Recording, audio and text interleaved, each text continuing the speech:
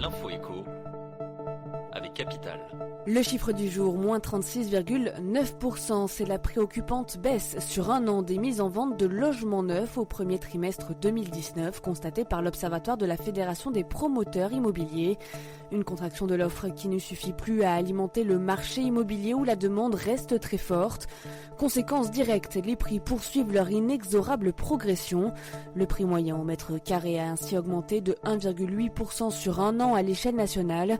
Mais de très fortes disparités existent localement, en témoignent les relevés de prix de la FPI dans les grandes agglomérations urbaines. Vous retrouvez le détail sur capital.fr. L'info pratique Capital. Peut-être saviez-vous que les crypto-monnaies n'échappent pas au fisc, mais vous doutiez-vous que l'absence de plus-value réalisée en 2018 ne vous dispensait pas de déclaration? Et oui, tous les détenteurs d'un compte de crypto-monnaie situé à l'étranger sont invités à le renseigner auprès du fisc. Il faut le déclarer dans l'annexe 3916 du formulaire de déclaration de revenus, qu'il soit actif, dormant ou même clos en 2018. Seuls les comptes ouverts sur des plateformes où l'on achète les crypto-monnaies avec nos devises de tous les jours, euros ou dollars, sont concernés. On pense notamment à Coinbase, Bitfinex ou encore Kraken. Attention, toute non-déclaration est passible d'une amende de 750 €.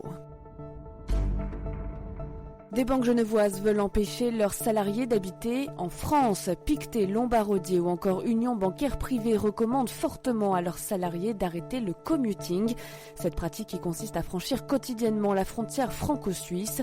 Jouer à saut de frontière pourrait en effet nuire au secret des affaires qu'affectionnent les banques helvétiques. Avec leur voyage frontalier, les employés pourraient exposer des données confidentielles à la curiosité des autorités françaises. Pour tenter de limiter ce risque, les établissements suisses obligent désormais leurs employés souhaitant résider en France à demander une autorisation écrite. On termine avec l'armée française. Un récent rapport met en évidence un déficit de 583 emplois depuis le 1er janvier 2019. Dans le détail, il manque 100 officiers, 300 sous-officiers et 150 militaires de rang, les soldats spécialisés dans un domaine comme la conduite de chars ou l'électricité par exemple. Cela s'explique tout simplement par le fait que l'armée n'arrive pas à compenser les départs, que ce soit pour les ruptures de contrat ou encore les départs à la retraite. Les chefs d'état-major de la marine, de l'armée de terre et de l'armée de l'air s'inquiètent de leur manque d'attractivité et de la concurrence des entreprises civiles.